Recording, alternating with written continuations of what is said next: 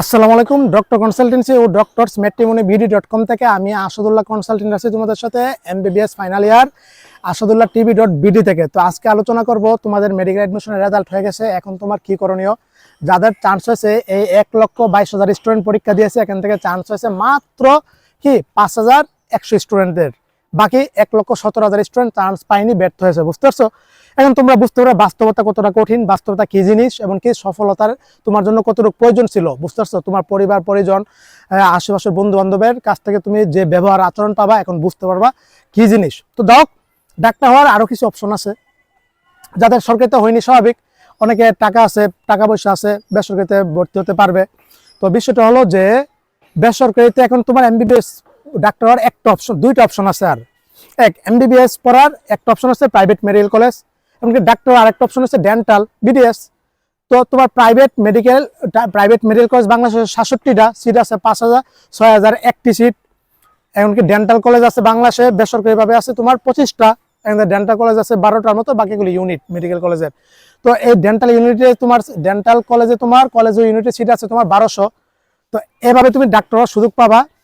এবং তোমার আরেকটা সুযোগ আছে, সেটা হলো যে তোমার আর্মফোর্স মেডিকেল অ্যাডমিশন হবে, সেখানে কিছু সংখ্যক সিট আছে 70-80টার মতো, ছেলেদের মেয়েদের মিলে 150টার মতো, ওইটা একটা সুযোগ আছে। প্রাইভেট মেডিকেল কলেজ নিয়ে আজকে আমি আলোচনা করব। এখানে পড়তে হলে কত টাকা খরচ হয়, কিভাবে ভর্তি হতে হয়, কি লেনদেন। দেখো, প্রাইভেট মেডিকেল কলেজে ভর্তি হওয়ার জন্য তোমার এট ফার্স্ট মেডিকেল অ্যাডমিশন দিতে হবে, সেখানে পাস করতে হবে, ভালো একটা পজিশনে থাকতে হবে। বুঝতে পারছো? তো দেখো যে এখানে প্রাইভেটেও ভর্তি হওয়ার জন্য চান্স পাওয়া লাগে। এই মেডিকেল অ্যাডমিশন দেওয়ার পরে ভালো একটা পজিশন থাকলেই তারপরে তুমি আবেদন যখন শুরু হবে, তখন আবেদন করলে তোমার পজিশন অনুসারে যে মেডিকেল কলেজ আসবে ওই মেডিকেল কলেজে ভর্তি হতে পারবা তুমি। ভর্তি ফি কত? সরকার থেকে নির্ধারিত ভর্তি ফি 19,44,000 টাকা, ইন্টার্নি ফি 1,80,000 টাকা।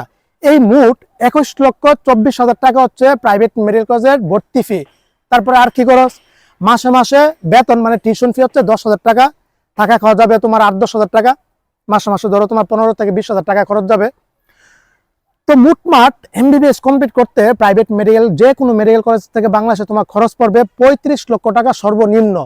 আর যদি ঢাকার টপ কিছু মেডিকেল কলেজ আছে ওগুলিতে বললে তোমার 40-45 লক্ষ টাকা খরচ যাবে। বুঝতে পারছো? এমনকি পজিশন লাগে। ভর্তির প্রসেসটা কি? আবেদন ফর্ম চালু হবে, ধরো মেডিকেলে ভর্তির এই সরকারিতে ভর্তি শেষ হওয়ার পরে আবেদন সার্কুলার দিবে, তখন আবেদন করতে হবে। আবেদন করে তোমার পজিশন অনুসারে যে মেডিকেল কলেজে তোমার আসবে ওইটাতেই। এখন এখানেও কিছু ফ্যাক্টর আছে।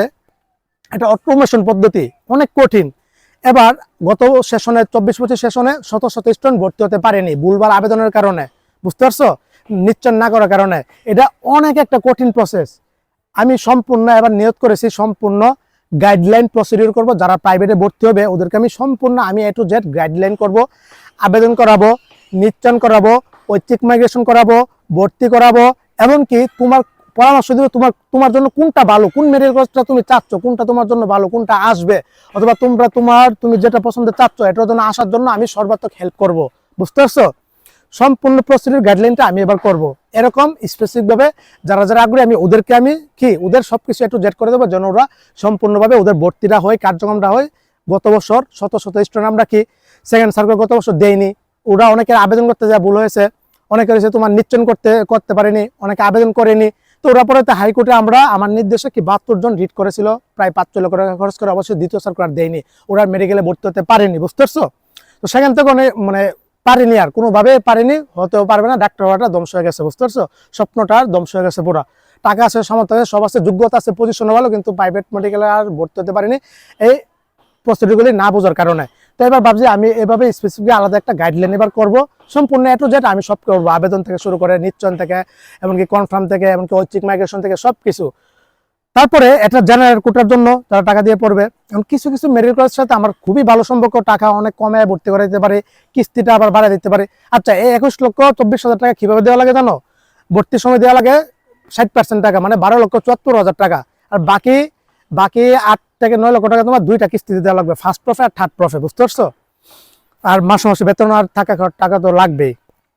কিছু মেডিকেল কলেজ আছে আমি 21 লক্ষ টাকা থেকে তোমাকে কিছুটা কমায় দিতে পারবো, কিছু মেডিকেল কলেজ আছে তোমাকে কিস্তিটা বাড়ায় দিতে পারবো। এগুলি আমার পরিচিত, আমি যাতে একজন কনসালটেন্ট বিদেশিদের নিয়ে কাজ করি, ওই হিসাবে আমার ভালো সম্পর্ক। বুঝতে পারছো?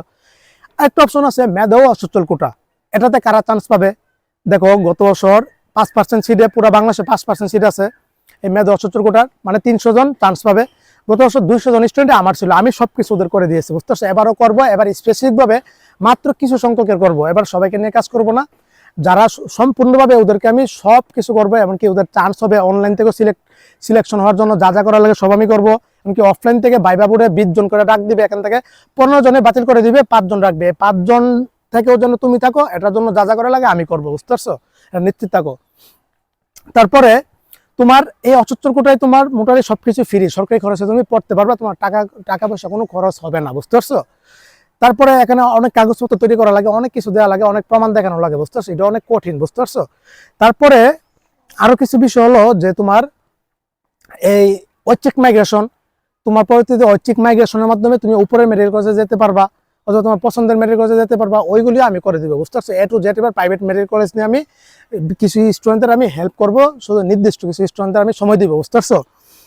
তো সর্বোপরি যাদের সামর্থ্য কাছে ভর্তি হতে পারো, এই যে প্রাইভেট মেডিকেল কলেজে 6000 সিট, 6001টা সিট, এখান থেকে 45% সিট হচ্ছে বিদেশিদের জন্য, মানে বাইরের দেশ থেকে, ইন্ডিয়া, ভারত, পাকিস্তান, নেপাল, ভুটান, অন্যান্য দেশ থেকে এসে ভর্তি হবে প্রাইভেট মেডিকেল কলেজগুলিতে। ওদের ভর্তি ফি প্রায় 40 থেকে 45 লক্ষ টাকা শুধু ভর্তি ফি। তারপরে বাংলাদেশের স্টুডেন্টরা ভর্তি হতে পারতেছে মাত্র 4 থেকে 4500 স্টুডেন্ট মাত্র কি ভর্তি হতে পারবে প্রাইভেটে, বুঝছো। তুমি কিন্তু বিষয়টা এমন না যে তোমার টাকা আছে তুমি ভর্তি হয়ে যাবা, বিষয়টা এরকম না। তোমার এখানে যোগ্যতা লাগবে, ভালো পজিশন লাগবে, পাস করতে হবে, আবেদনের প্রসেস আছে, আবেদন করতে হবে, চান্স পেতে হবে, ঐচ্ছিক মাইগ্রেশনগুলি পার করতে হবে, তারপরে সে তোমার ভর্তি, বুঝতে পারছো। এমন না যে তুমি ওই যে ফেল করছো ভর্তি হয়ে যাবা, এই বিষয়টা এরকম না। এখানে সার্কুলার দিবে, আবেদন চলবে, সবকিছু হবে।